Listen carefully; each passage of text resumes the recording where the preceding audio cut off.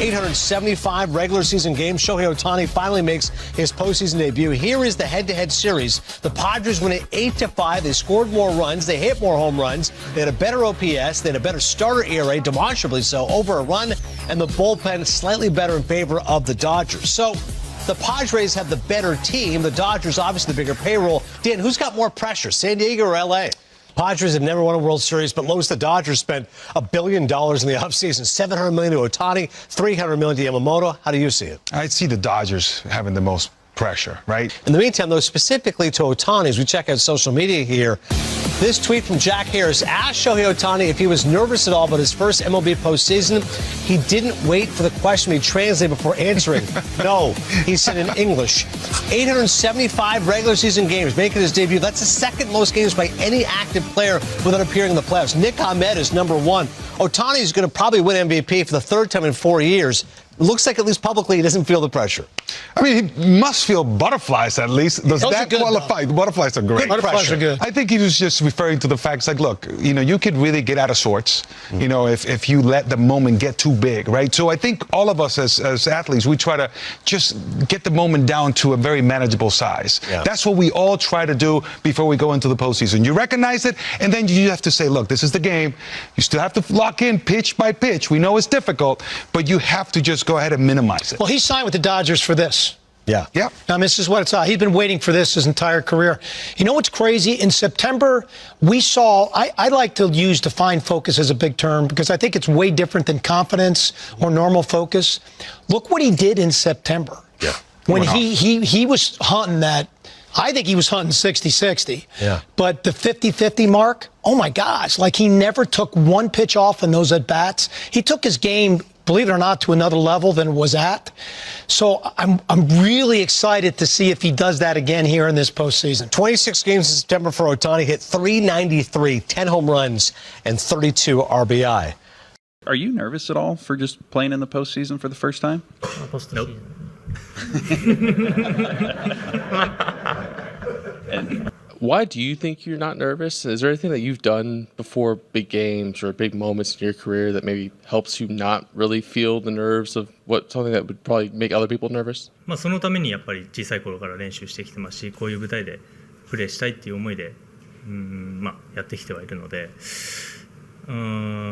そこが一番やっぱりその楽しみだなっていう方がどちらかというと今大きいですかね。Dodgers and Padres. You ask most experts here at MLB Network, and most of us are picking the Padres. Do they just have the Dodgers number, beat them in 2022, and this year it feels like they're the favorite? Does that feel that way to you? It does, honestly, and I believe the Padres find a way to win this series as well, and part of the reason is you go back to 2022 there with Grisham, now, of course, the Yankee, some big moments in that series. What I see with the Padres is lineup depth. Obviously, the top three of the Dodgers, you could even say the top four, is one of the best of any team we've ever seen. So it would be unfair to say anything but that about the Dodgers' quality up top. But I do think 1 through 9, if you look at the second half of the Padre lineup, I like what they've done a little bit better. I think that they will be advantaged. We've seen it many times. The teams that advance through the wild card series, Adnan, since the last 2 years of the new format, 18-12. Against the teams that had the buys. I think advantage Padres based on those numbers and the depth of their lineup as well. The Dodgers have a lot of uncertainty with their rotation. Yamamoto likely to go in game 2, but even him, he has not been going deep into games. And then do they get a start out of Landon Knack at some point in time as you move forward? The Dodgers, Adnan, this is the stat of the postseason, and I'll keep saying it until it changes. The Dodgers have played 15 consecutive, 15 straight postseason games without any of their starting pitchers recording an out in the 6th inning. The 6th. Not a one. That goes back to the 2021 division series with Max Scherzer on the mound. And Max, as you know, has pitched for 2 different teams since then. That's a long time. And so the Dodgers have to find a way at some point here to get length out of one of their starters because that has not been the case for the last few years. And that is why they're still searching for that first World Series since 2020. Which upcoming baseball series are you most looking forward to? You know this is easy for me. I've been talking about this for a month when they were ending the regular season with a series against each other. Padres and Dodgers.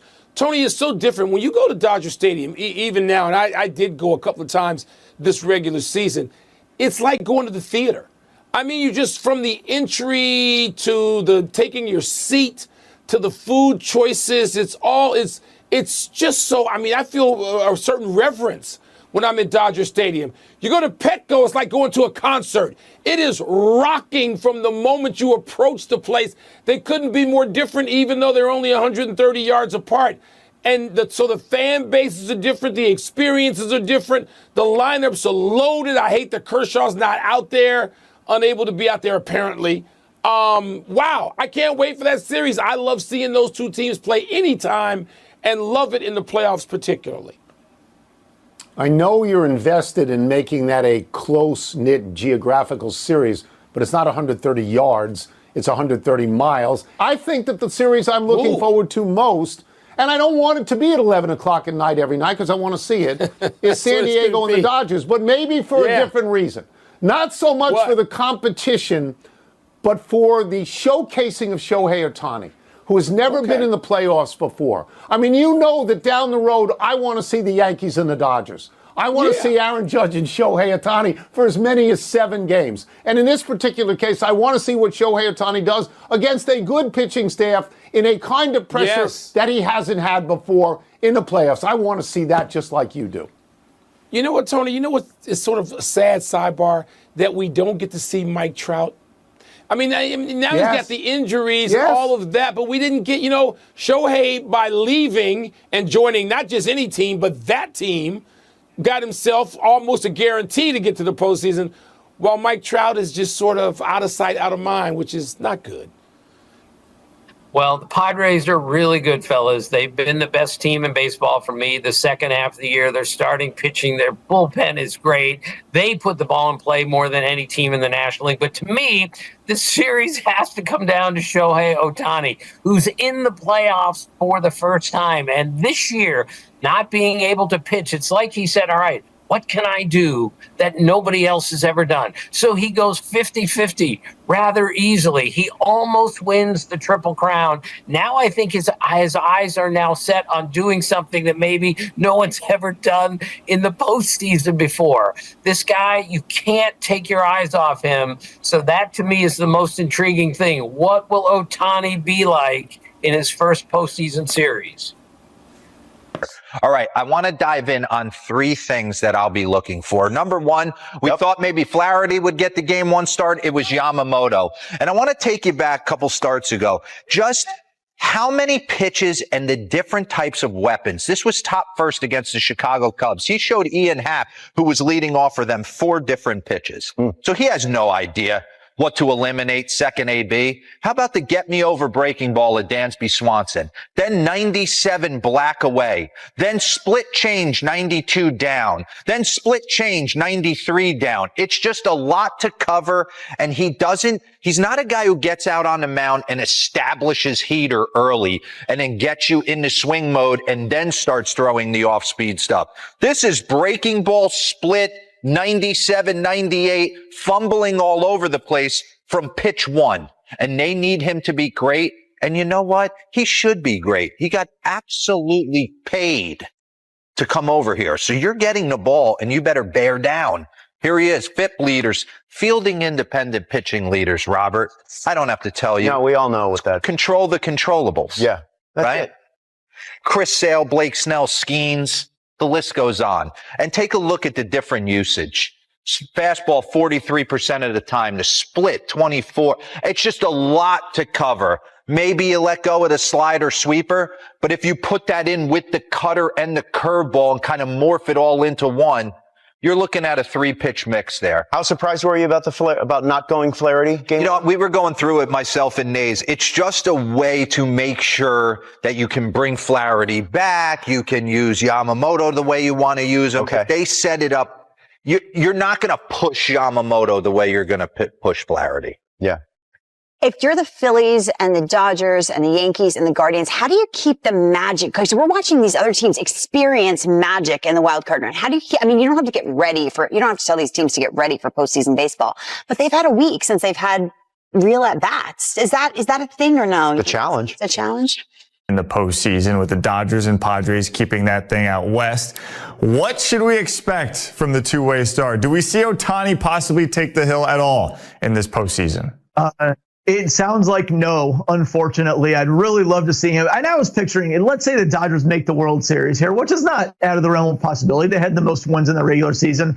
Let's say they get in dire straits one game and he just says, hey, I'm good for one inning. Surely they can just send him out there for one inning. Come on, that'd be amazing. But no, what I would expect is him to be unbelievable at the top of the Dodgers order for however long the Dodgers last. I actually have the Padres beating them, but the Dodgers are great and they could well win the World Series. We've seen 872 games from Ohtani, over 3,600 plate appearances, and he has never been in the playoffs yet in the major leagues. So I'm looking forward to it. Something to watch is we know all about those 50-plus stolen bases because he became the first 50-50 guy ever, but he really picked it up as the season went.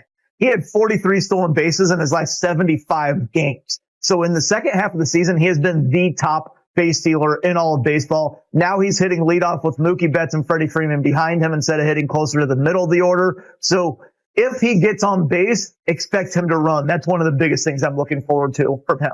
I do want to ask you about the Dodgers pitching rotation. Why the move to move Yamamoto up to game one of this series?